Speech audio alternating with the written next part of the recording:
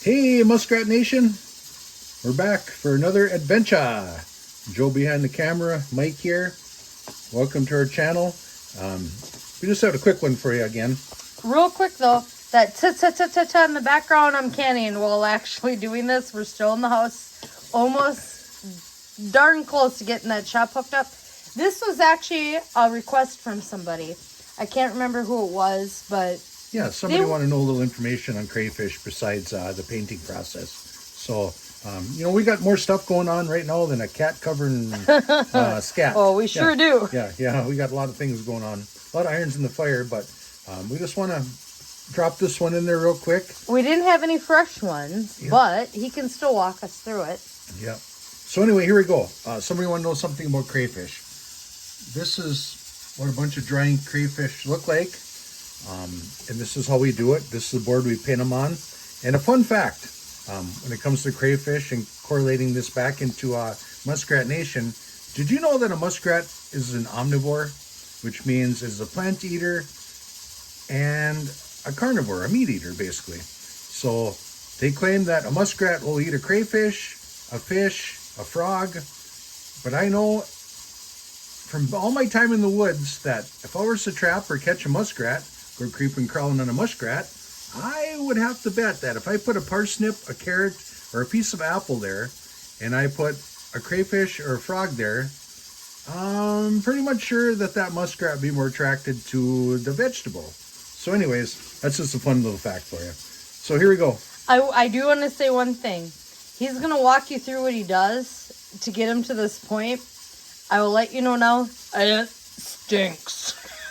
Yeah, these get, you probably want to put these in a well-ventilated area, away from mice that can't chew on them. They take flies, a long insects. time. Yeah, they take some time to dry out. If you're going to use this, It gets stinkier and stinkier, and then one day it just stops stinking. But they do stink. And so this is not something I just sit down in your living room and do. Yep, and actually this is an experiment. This video, in all honesty, with Joe and I, we are going to get in front of the camera. We're going to set things up here down the road so that we can talk to people face to face, talk to you, and you're not just going to look at a bunch of stuffed crayfish. You can really get to know who we are and the integrity we bring to this channel, and more close up and personal, right? But for now, we're still going to do this way. We got to get things rolling on YouTube. So if you like, share, subscribe, we appreciate it. All this information is yours at the click of a button, and we want to grow, and we have a lot of things to share with you. Been at this a long time. 16 years old. I'm only 31 right now, so that's 40 some years of taxidermy experience, right? Yeah. Oh, okay, yeah. All right. So anyways, anywho, all right, here we go. Crayfish. That one's dried. Dried. Okay. So what you want to do, if you got a crayfish that you want to preserve, right here in the abdomen, here to the big pincers right up here, okay? Right through here. Not down in the tail. You don't have to be worried about that. But like Joe said, there's probably some meat in this tail because it is a delicacy in a lot of places to eat those tails. So there really is no way to crack that tail out that I've ever found that's cost effective to save it. But what you want to do is you want to take your snips right here and open that up. Now, of course, when this is soft, right now this is very brittle. But right from here to the lower part of the pincers going up here. Okay, about a 1-inch cut. This is a pretty good sized crayfish. He's probably, 6 inches long or so. But you want to open that up, right? When you open that up, I like to use this little dental tool, the spoon tool, and you can get in there and you can scrape a little bit of that meat back. You don't have to get a lot of it. You don't have to get crazy. We're going to break legs off and all that kind of stuff. And now, keep in mind, of course, when this crayfish was, it's going to be soft, not like right now where it's really brittle. You can see those are very brittle. And at the end of this, I got a great story for you, kind of a show and tell thing at the same time. So hang in there. Don't get bored with this part of it if you're not interested in stuffing and crayfish. But I'll give you a little input, and we always do this, a little bit of information about setting up at a sports show. The do's and don'ts. So hang in there, we'll share that in a minute. But what you want to do, we cut this open, we take our little spoon tool, and we do maybe 5, 6, 7 at a time. You want to clean that out. Okay, it's not, these will open up, they'll pop open so you can get in there. It's not like you got this little 1/4 inch little spot. This will pop open, the abdomen will open up, you get that meat out of there, a lot of it. It's not going to be a whole bunch, but you just want to break it open more than anything. Then you want to get a little bit of cold water, and we just take a little, I call it a jigger. That's a sprinkle of borax. There's no... What, about a shot, a teaspoon, a tablespoon? Yeah, if you want to use a pint of water for 3, 4 crayfish, and maybe a tablespoon of borax, that's what we use right there. You just mix it together. You let that sit in there 15, 20 minutes. You don't have to stir them around because you're going to break the legs off. You're going to break the pincers. They're little antennas. You're going to break those off. So be gentle, you know, handle with care. And after that is done, okay, this is going to, you don't have to sew this or anything. It's going to close up when it dries on its own. What you want to do... Well, do you leave it on its back until it dries up a little bit, or do you flip it over right away? I put them on their back, basically in the borax solution. Okay. But then you flip them over like this. As soon as you take them out? Right, yep. Okay. And that water is going to drain out of there. And, you know, I just use a piece of foam. This is probably a 1/4, 3/8 inch thick. You can use a 1 inch piece, whatever you want to do. And then just have some fun with it, okay? You're going to want to position the crayfish the way you want. I mean, I got some T-pins here I use some bank pins, however you want to do it. You know, you can see one here, I have the tail tucked underneath. And you just want to basically take these little pins, just like that, and that'll space your legs out. And that's all there is to it. Maybe a T-pin or two, if you want to drop one in, like right here. Okay, you want to push that down through your foam. You want to take a little wedge of something, another piece of foam. You want to stick it under there, get the height you want. You know, I mean, anything like that. I mean, just, you can just have fun with it.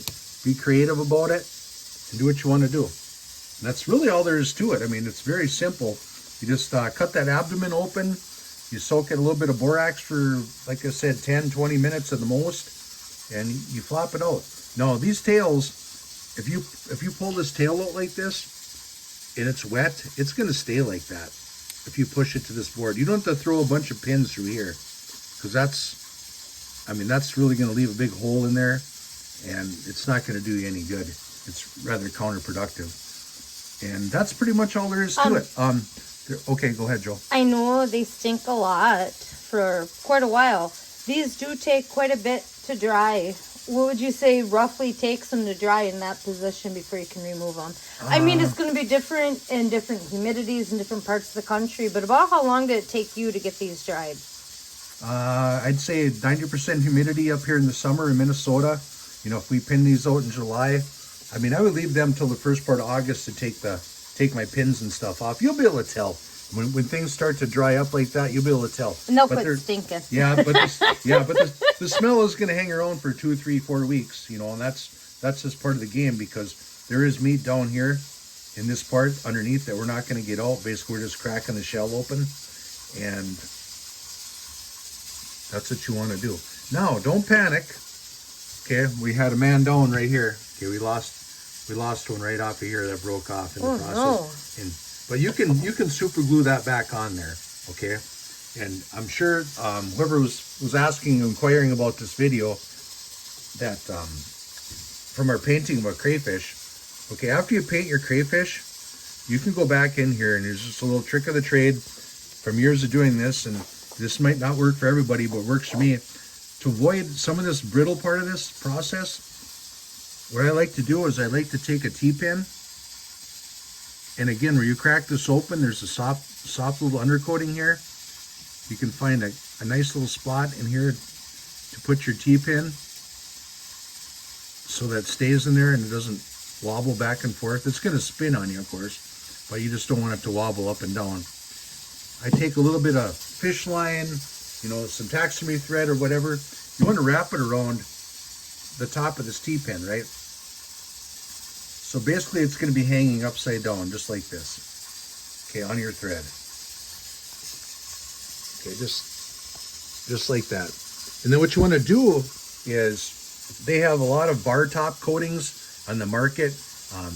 You know, I don't like to throw name brands out there because there's a lot of different things, and I'm not affiliated and I'm not doing any marketing for any of these companies. His But favorite some stuff if it works yeah, better. it works. It's basically like an Envirotex, a bar top coating. Out there, it's a thick 2-part resin you mix together. It's like a syrup. You can dip that down in there.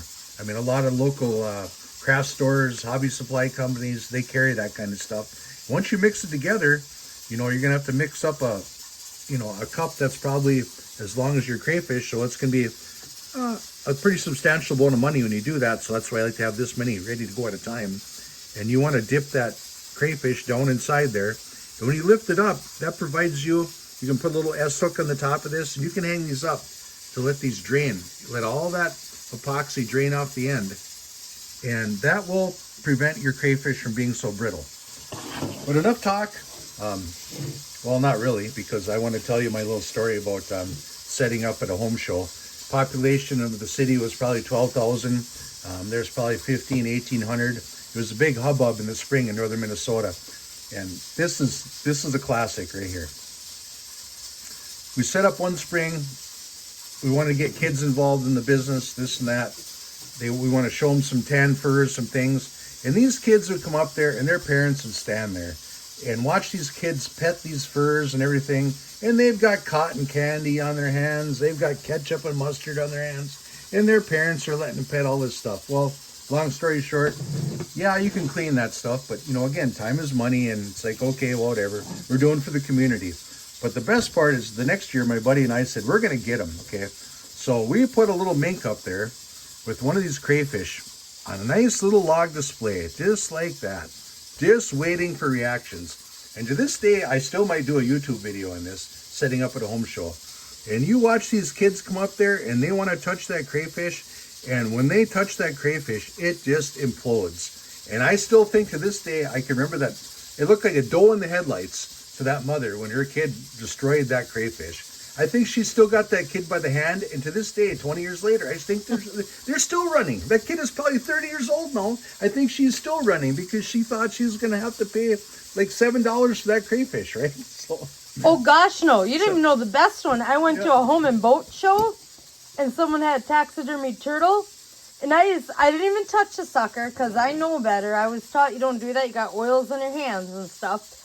I was taught, but I got close. I got my face way down in here like that to look at it. Them suckers had it on a string and pulled it, and it moved, and I about jumped across that whole entire stadium. I've not been to a home and boat show since. So that was like a tortoise and the hare story? Were you the hare? Yeah, I won. I mean, I didn't really win, but yeah, yeah. Woo. Like, hey, Scoop, we're out of here. Yeah, that was exactly as like zoink. You're going 6 ways at once, but not moving. Yeah. So anyways, like I said, this is, we appreciate the person reaching out to us that want to know a little bit about what to do with the crayfish after or before it was dried and before we painted it and all that. So, but these are the kind of things. This is going to be a little experiment, kind of before and an after thing with Joe and I. If we're going to do this in front of the camera or people just want to watch this kind of goofy humor, slapstick stuff, as well as being educational and teaching you something and adding value. So in front of the camera and us being behind the camera. So experimentation 101. Thanks for watching. Again, hit that subscribe button. We're asking you to do it. This is it, free information for somebody that's been at this, what was my math, Joe? 5 years, 6 years? Like 30 years. When I was 16 until I was, yeah, something like that. Okay, I gotta get 40 years? I gotta go get my my calculator out now from when I was in trig class in high school.